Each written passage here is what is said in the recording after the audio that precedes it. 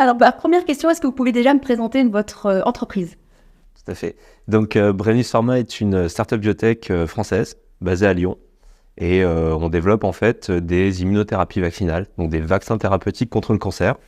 Donc nous, notre plus-value, c'est qu'on est capable de reproduire en laboratoire en fait les mécanismes de résistance qu'on voit sur les cellules tumorales des patients, et à partir de ça, d'éduquer en fait le système immunitaire du patient à reconnaître à nouveau ces signatures de résistance sur les cellules tumorales et à les détruire dès qu'elles arrivent. Donc on est sur une société extrêmement innovante et sur une année qui est aussi extrêmement importante pour nous. Parce qu'on est en train de clôturer une levée de fonds en fait qui va nous permettre de financer notre essai clinique, premier essai clinique chez l'homme, chez des patients atteints de cancers colorectaux qui sont des cancers, on va dire, extrêmement impactants, plus de 20 millions de patients dans le monde par an, et derrière, troisième cause de mortalité par cancer dans le monde. Donc voilà, notre premier produit va aller dans ce cancer-là dès cette année.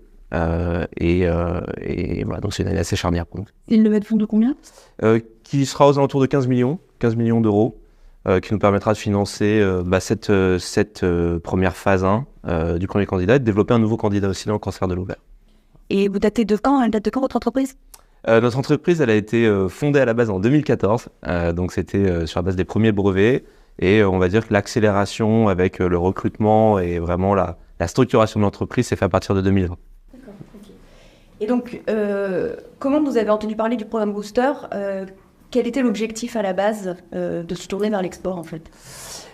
Alors, ça faisait quelques années déjà qu'on travaillait avec Business France et qui nous accompagnait dans le cadre de délégations. En fait, on faisait partie de délégations sur des grands congrès internationaux, soit des congrès justement dans le cadre de la levée de fonds ou des congrès, des congrès plus de networking, on va dire. Et donc, dès que le programme Booster en fait, a été mis en place, on a été au courant et on a pu justement se proposer aussi comme étant intéressé par ce type de programme. Vous étiez intéressé pour quelle raison? Alors nous, c'est extrêmement important. Alors, ce qui nous intéresse en priorité, c'est le marché nord-américain. En oncologie, c'est un des marchés majeurs dans le monde, avec l'Europe bien entendu, sur les indications qu'on va traiter aussi, que ce soit le cancer colorectal ou d'autres types de cancers. Il y a un volume de patients extrêmement important.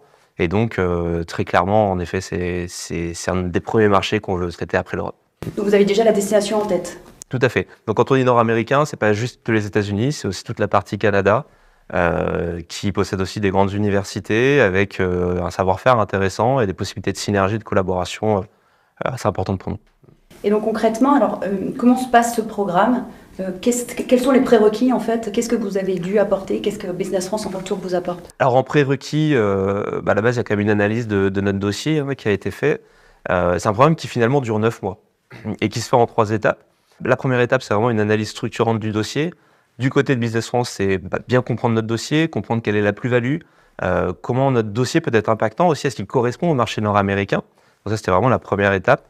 La deuxième étape, c'était commencer un accompagnement avec la mise en relation avec des experts sur les domaines qui nous intéressaient, typiquement sur la levée de fonds, sur la partie réglementaire, sur la partie essai clinique aussi, pour muscler aussi, on va dire, la proposition qu'on pouvait faire au moment où on serait sur ces marchés-là. Et puis, la dernière étape, qui est pour nous la plus importante, c'est bénéficier en fait de l'accompagnement sur mesure de Business France, des équipes de Business France, qui, de par leur très très bonne compréhension de notre projet, ont pu nous organiser sur place en fait des réunions B2B extrêmement impactantes pour nous, importantes, avec des leaders d'opinion, avec des investisseurs sur place ou des pharma aussi. La majorité des pharma, des gros sièges pharmaceutiques sont en Amérique du Nord. Et nous, c'est aussi important qu'on soit en contact avec eux dans le cadre de collaborations futures. Et alors, parce que c'est un marché hyper compétitif, et vous l'avez dit, aux États-Unis, c'est déjà un marché qui est très bien développé. Comment, justement, Business France arrive à vous faire rencontrer des leaders d'opinion? Il y a 2 niveaux. Le premier niveau, c'est comment ils ont fait pour nous permettre de rencontrer ces gens-là. Je pense que déjà, on a travaillé ensemble, en fait, justement, le dossier qu'on allait présenter, enfin en tout cas dans le mail d'accroche que Business France met en place grâce à leur réseau. Ils ont un réseau qui est extrêmement important aussi en Amérique du Nord. Mais dans le mail d'accroche, on a travaillé aussi quels étaient les points qui pour nous étaient les plus impactants vis-à-vis, on va dire, du marché américain. Donc ça c'est la première étape. La deuxième étape, c'est derrière nous coacher en amont aussi sur quel doit être notre discours quand on est face à des anglo-saxons. Clairement, nous, on a un peu la manière franco-française de pitcher. Là, on pitch à l'inverse. Quand on pitch avec des Américains, on commence vraiment par le besoin et ensuite on arrive sur la solution. Alors qu'à la française, on est plutôt sur, on veut vraiment à tout prix vendre notre technologie et ensuite on verra si le besoin fit avec la technologie. Donc ça, vraiment, ils nous ont permis de remettre en perspective aussi l'ensemble de nos données et la façon aussi de les communiquer pour être beaucoup plus efficace en fait dans nos interventions et dans nos relations avec eux. Et en implémentation interne, qu'est-ce que vous avez dû changer en interne ou mettre en place? Déjà, prendre du recul sur ce qu'on avait déjà fait. Est-ce que ça correspond bien justement aux attentes du marché américain? C'est tout simplement refaire des decks spécifiques pour le marché américain. Nous, retravailler aussi un peu notre proposition de valeur. Retravailler aussi, qu'est-ce qu'on va vraiment chercher? Parce que quand on dit on veut accéder à un marché nord-américain, en effet, c'est intéressant parce que c'est des marchés importants en termes de chiffre d'affaires, en termes de volume aussi de patients. Maintenant, quand on a dit ça, on n'a rien dit. C'est-à-dire que derrière, c'est comment on se rend sexy pour ce marché-là. Et donc là, c'était nous travailler quels étaient les jalons clés à passer déjà avant d'arriver sur ce marché pour qu'on puisse être valorisé en tant que on va dire, entreprise à fort potentiel de développement à l'international et sur ces marchés-là. Et là, vous y êtes arrivé, du coup? Ouais, si on fait un peu quel est le ROI, on va dire, de ce type de programme, pour nous, on est extrêmement satisfait de ce qui a pu être fait. On a rencontré des personnes extrêmement importantes. Ça nous a permis, on va dire, d'accélérer, en fait, et de permettre de poser les premières pierres de notre développement sur ce marché nord-américain. Donc, on a... là, typiquement, dans le cadre de l'essai clinique, on va avoir un centre américain qui rentrera dans cet essai clinique. C'est le Johns Hopkins, donc c'est un des plus gros centres, on va dire, académiques américains. Sans Business France, vous n'auriez pas pu...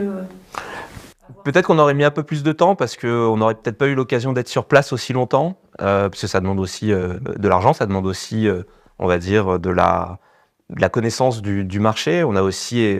En fait, on a aussi créé un réseau, c'est-à-dire que Business France, quand ils nous envoient sur place, ils ne nous envoient pas seuls. Donc, on est aussi, ce qui est hyper intéressant, avec d'autres entreprises extrêmement innovantes qui veulent porter les mêmes valeurs aussi et qui ont le même objectif commun.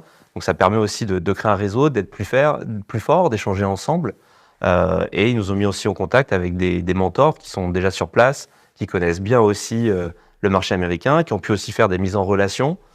Ils ont organisé pas mal aussi on va dire de réseautage sur place aussi, de rendez-vous networking avec des Nord-Américains, avec des Français aussi qui sont présents sur place, qui étaient très ouverts à nous aider, ce qui a vraiment permis nous d'accélérer la mise en place de partenariats. On a des gros partenariats industriels aussi qu'on est en train de monter. Plus sur la partie technologique? Là, plus sur la partie technologique, en effet, sur la partie production, entre autres, relais de production.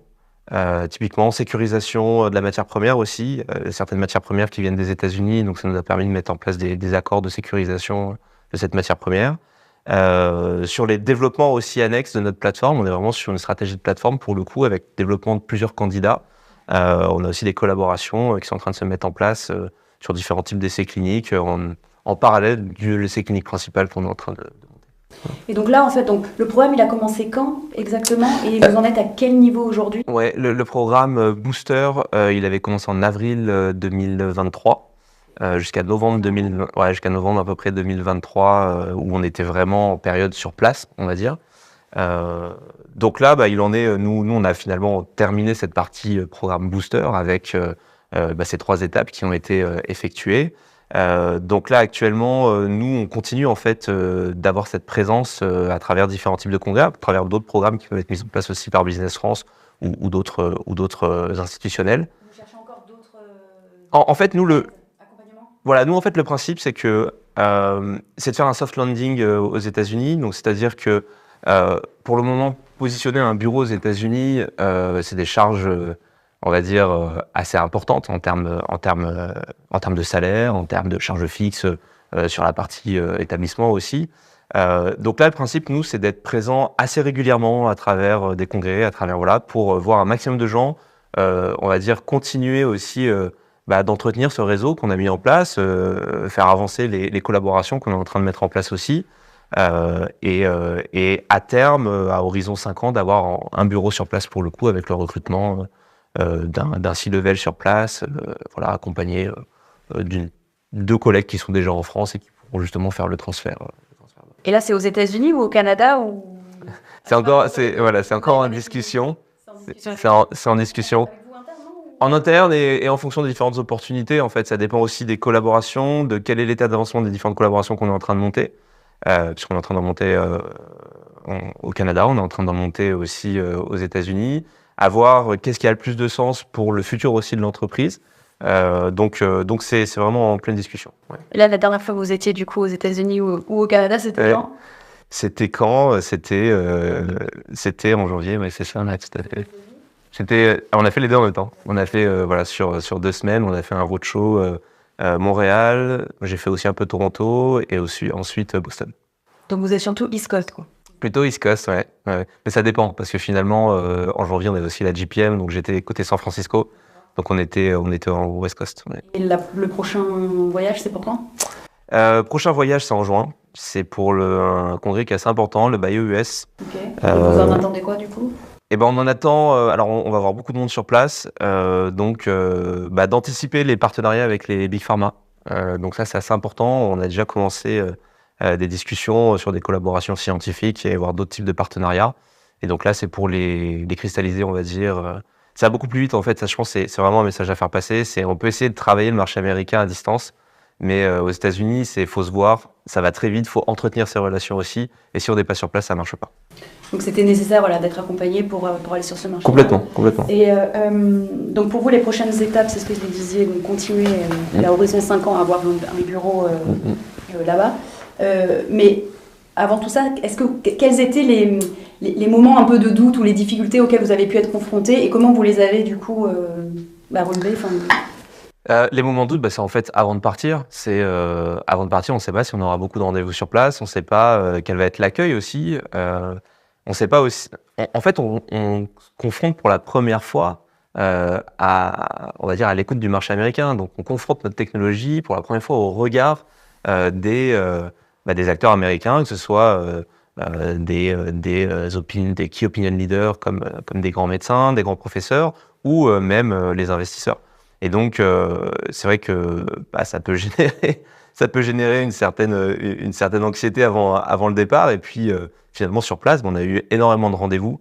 On a vu que notre technologie intéressait énormément de monde, qu'on avait des très très bons retours, que ce soit sur les développements qu'on avait pu déjà faire ou le potentiel aussi de la plateforme qu'on mettait en place, que ça correspondait à un besoin aussi sur place et aussi à un intérêt. Alors ça aussi, faut essayer de le faire de façon intelligente, mais un intérêt aussi de pouvoir partager des informations sur des développements qu'on a pu faire avec de la synergie sur des informations que côté américain, ils peuvent avoir aussi. Donc, alors nous, ce qui nous sécurise, et ça c'est aussi un des challenges qu'il faut adresser avant de partir sur place, c'est qu'on a plus de 22 brevets qui ont déjà été délivrés un peu partout dans le monde, dont aux États-Unis, ce qui, on va dire, nous sécurise quand on va sur place et qu'on présente notre technologie. Et c'est aussi pour ça qu'on l'avait pas fait avant. On attendait d'avoir la majorité des brevets, d'avoir publié aussi avant d'aller sur place pour être, on va dire, plus ouvert peut-être dans les discussions. Même s'il faut pas être naïf et rester quand même concentré sur ce qu'on va présenter et pas présenter. Est-ce que Business France, au départ, s'engageait à vous faire rencontrer tant de personnes, à vous faire participer à tant d'événements ? Enfin, comment ça se passe ? Alors, le programme, on l'a à l'avance. Donc, on sait à peu près quel type d'opération de networking il va y avoir sur place. On a travaillé avec eux en amont. Hein. Il y a quand même un long travail qui est fait en amont pour bien catégoriser les cibles qu'on veut privilégier sur place. Donc pour nous, c'était investisseurs, big pharma et leaders d'opinion. Et donc ensuite, ils peuvent bien entendu pas s'engager en amont sur les réponses qu'ils vont obtenir. Mais le fait que Business France envoie ce mail d'accroche, plutôt que ce soit nous qui l'envoyons en direct, a quand même un impact et une plus-value très intéressante parce que vous avez le macaron français finalement derrière vous et ça donne beaucoup plus de légitimité et de crédibilité. Et ça, c'est vraiment un point extrêmement important et un point très fort, je pense, de ce programme de type de programme. Et à la base, en fait, Business France à bien étudier votre cas avant d'accepter Tout à de fait. vous accompagner. Ouais, tout à fait. Alors, ils nous connaissaient, c'est ce que je disais préalablement, comme on faisait partie des délégations françaises. On avait aussi gagné des prix, pas mal de prix. On avait aussi gagné des prix aux États-Unis, à travers aussi, entre autres, Business France. Donc, ils nous connaissaient bien. Donc, je pense que derrière, c'était plus où on en était et est-ce que notre projet était vraiment concret pour se lancer dans ce programme Booster. Et donc la levée de fonds, là, vous m'avez dit, elle est en cours. Elle est en clôture. Elle Elle est est en en clôture. train de se clôturer. Elle est en Oui, train de se tout à fait. clôturer. Ouais, ouais. C'est public, on peut en parler? Non, c'est pas encore public. Vous pouvez dire qu'on est, on est en train de clôturer une levée de fonds, mais pas pour la clôturer. Que vous êtes en train de clôturer et de 15 millions.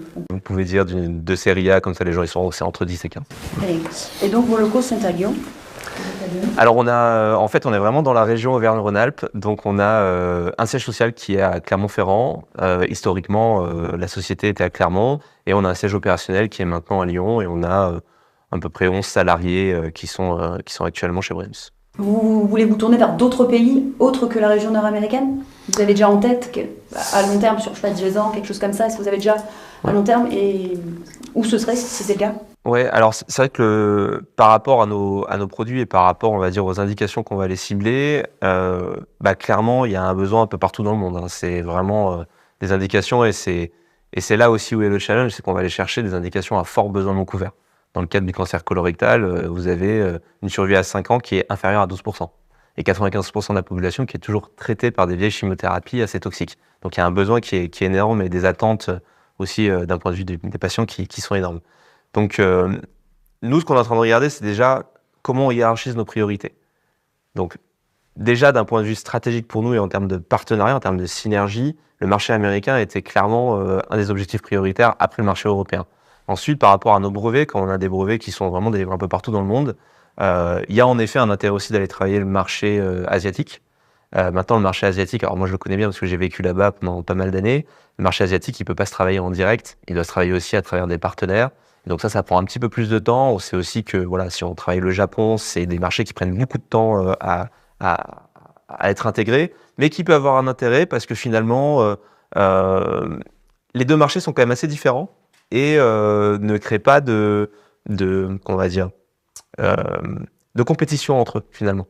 C'est-à-dire que si on met en place, je sais pas, un accord de licence avec une pharma sur le marché américain, le fait d'avoir mis en place un accord de licence sur un marché asiatique ne va pas forcément limiter la capacité d'exploitation du candidat natif. Et donc dans le cas où vous tournez vers le marché japonais, vous souhaiterez aussi un accompagnement pour aller attaquer ce marché, comme le programme Booster ou un autre programme Ouais, je pense que ça peut être l'idée, en effet. Ouais, je pense qu'en plus, sur ces marchés-là, il faut encore plus avoir des gens sur place qui connaissent vraiment le marché et qui puissent nous faire les mises en relation, que ce soit le marché, le marché de l'Asie du Sud-Est ou le marché japonais, le marché coréen ou le marché taïwanais. En effet, c'est des marchés assez importants, très spécifiques.